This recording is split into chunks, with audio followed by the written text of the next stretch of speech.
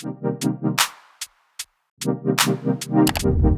tout le monde, c'est Franck et j'imagine que si vous avez cliqué sur cette vidéo, c'est que comme moi et comme beaucoup de gens dans le monde, vous avez un compte Instagram et que j'imagine beaucoup parmi vous, le but est que vos photos soient vues par le maximum de monde, ce qui est tout à fait normal. Surtout si vous avez un compte où vraiment vous aimez la photo et que vous faites des belles photos que vous donnez du mal, on a tous envie que nos photos soient vues par le maximum de monde et donc vous savez aussi que le meilleur moyen que vos photos soient vues par le maximum de gens, c'est d'utiliser les hashtags. Et utiliser des hashtags, c'est bien, utiliser les bons hashtags, c'est mieux. Mais du coup, comment est-ce qu'on trouve un bon hashtag et qu'est-ce qu'un bon hashtag? On va d'abord commencer par la deuxième question. C'est quoi un bon hashtag? Pour moi, il y a 3 choses qui font un bon hashtag. La première chose, un bon hashtag doit coller à ce que vous faites. Ça doit coller à votre univers, ça doit coller à votre grille, ça doit coller à votre thème. C'est tout à fait logique, mais comme on est un petit peu dans la définition pour moi d'un bon hashtag, évidemment, je dois l'inclure dedans.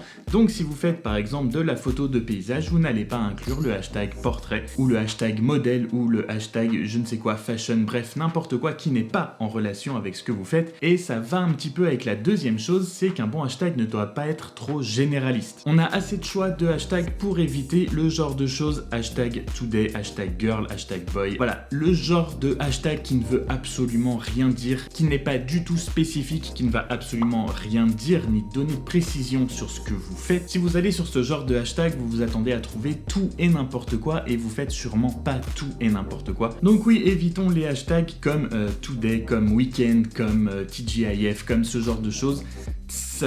Ça vous servira absolument à rien. Soyez spécifique et faites en sorte que ça colle à ce que vous faites. Mais il y a surtout une troisième chose, et pour moi la plus importante. Une fois que vous avez trouvé un hashtag qui n'est pas générique, qui colle à ce que vous faites, il va falloir trouver un hashtag qui est populaire, mais pas trop. En gros, sous vos photos, vous allez vouloir mettre des hashtags qui ont une bonne exposition, mais qui ne sont pas non plus à des millions et des millions de publications, parce que sinon, tout simplement, vous allez être perdu dans la masse, justement, de ces millions de gens qui postent avec le même hashtag. Vous allez vouloir oublier un petit peu tous les hashtags qui sont, certes, spécifiques, mais qui sont très connus et surtout très faciles, comme par exemple hashtag beach, l'hashtag OOTD pour les gens qui font de la mode. Pour moi, un bon hashtag, c'est un hashtag qui dépasse pas, qui est déjà en dessous de 1 million de publications, clairement, parce que là, sinon, après, on commence vraiment à être perdu dans la masse. Mais disons que si vous n'avez pas un gros compte, que vous êtes à quelques centaines, milliers d'abonnés, pour moi, un bon hashtag, c'est un hashtag qui va être, on va dire, à quelques centaines de milliers de publications, si possible, en dessous de 500 000. Pour moi, c'est le genre de hashtag qu'il faut cibler, parce que oui,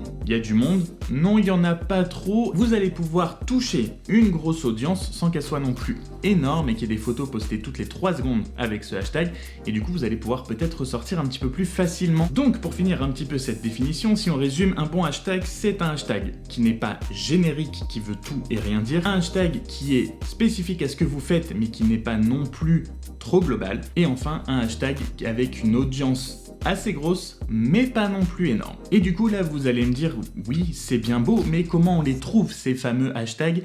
Et là, il y a plusieurs possibilités. La première possibilité, c'est d'aller les chercher sur d'autres comptes. Ces hashtags, on ne les connaît pas tous. Des hashtags, il y en a des millions, voire peut-être des centaines de millions sur Instagram, donc réussir à trouver les hashtags parfaits, c'est un petit peu compliqué, mais vous n'êtes pas le seul utilisateur d'Instagram. Vous suivez certainement des gens qui font le même type de photos que vous, qui ont un petit peu le même type de compte, mais qui sont un petit peu plus connus que vous, voire vraiment plus connus, mais il ne faut pas que ce soit non plus quelqu'un toujours pareil à des millions d'abonnés, parce que soit ils en utilisent pas, soit les hashtags qu'ils mettent, ils s'en fichent un petit peu, puisque de toute façon leurs photos seront likées. Donc en gros, le premier conseil, c'est d'aller chercher des comptes que vous suivez, qui sont un petit peu plus connus que vous, qui font un petit peu la même chose, dans le même esprit, que vous aimez beaucoup ce qu'ils font, ça ressemble à ce que vous faites, ça vous inspire, et là, sous leurs photos, vous allez chercher les hashtags qu'ils ont inclus dans leur légende, ou en général, souvent, dans les premiers commentaires. Si on prend mon cas personnel par exemple, j'aime beaucoup Alan Palander, qui est peut-être celui qui fait le même type de photos que moi, mais qui est le moins connu dans ceux que je suis, on va dire en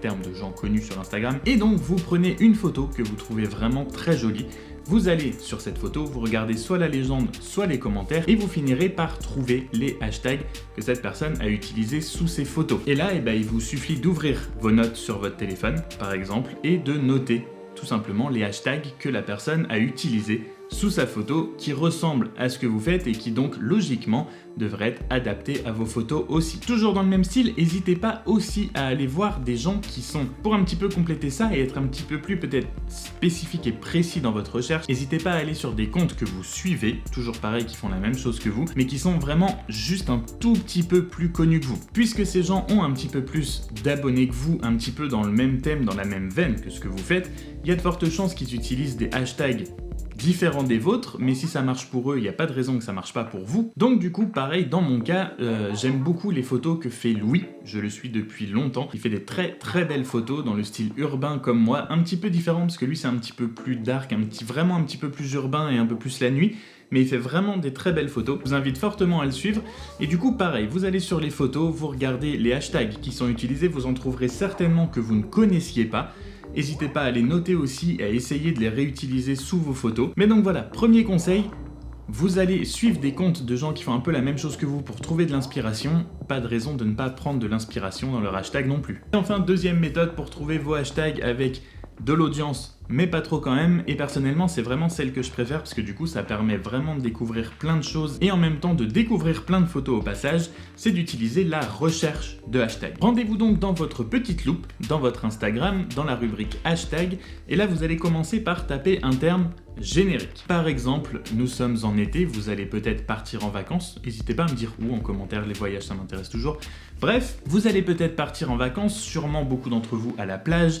Comme je vous l'ai dit, on va peut-être pas utiliser le hashtag beach, mais on va vouloir trouver quelque chose qui s'en rapproche et surtout qui est dans cet esprit-là. Du coup, dans votre barre de recherche, vous tapez beach et là vous allez avoir plusieurs résultats avec le nombre de publications avec ce hashtag et c'est là que vous allez vouloir trouver des choses qui sont un petit peu moins connues que ce hashtag-là. Et donc une fois que vous en avez trouvé un dans cette liste, vous allez cliquer dessus comme par exemple là, Beach Life avec un petit emoji à côté. Vous allez voir les photos qui se rapportent à ce hashtag, mais surtout ce qui va nous intéresser dans ce style de recherche, c'est ce qui se situe entre le nom du hashtag et le nombre de publications postées, et là où les photos commencent, c'est la petite ligne où il y a marqué Connex, qui va vous donner toute une liste de hashtags, qui va vous suggérer des hashtags, et c'est là que vous commencez votre recherche du hashtag parfait. Puisque effectivement, cette petite ligne avec marqué Connex va vous donner des hashtags en relation avec celui sur lequel vous venez de tomber, celui que vous avez cherché, et c'est là que vous allez pouvoir en trouver que vous connaissez pas forcément. Il va falloir cliquer sur chaque hashtag Connex qu'on vous suggère pour voir le nombre de publications qui ont été faites avec ce hashtag, et c'est surtout là que vous aurez le plus de chances d'en trouver que vous ne connaissez pas. Ce sera des fois juste des petits dérivés avec par exemple un petit émoticône de plus que ce que vous avez tapé à la base, que le hashtag le plus connu, mais ça fera descendre le nombre de publications qui sont rapportées à ça et ça vous donnera plus de chances de passer à travers la masse. Et donc n'hésitez pas à fouiller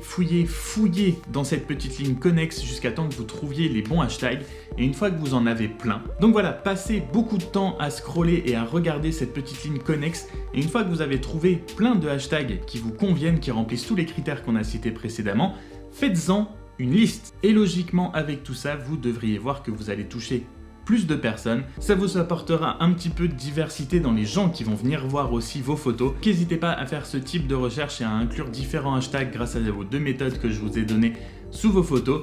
Et j'espère qu'avec tout ça, vous verrez peut-être une augmentation de votre nombre de likes ou de votre nombre d'abonnements. Le but étant que vous réussissiez à toucher le maximum de gens, puisqu'on est tous là pour faire en sorte que nos photos soient vues par le maximum de monde, du moins pour tous ceux qui ont un compte public, normalement. Et il n'y a absolument aucune honte à ça, à essayer de mettre au maximum en avant ces photos et de les faire passer au plus de gens possible. Donc j'espère que cette vidéo vous aura aidé, surtout, et vous aura plu aussi. Si c'est le cas, eh ben écoute, n'hésite pas à t'abonner pour voir de futures vidéos, peut-être pour vous aider sur Instagram. Et tout le reste, vous savez quoi faire. Et sur ce, moi je vous dis à bientôt dans une prochaine vidéo. Salut!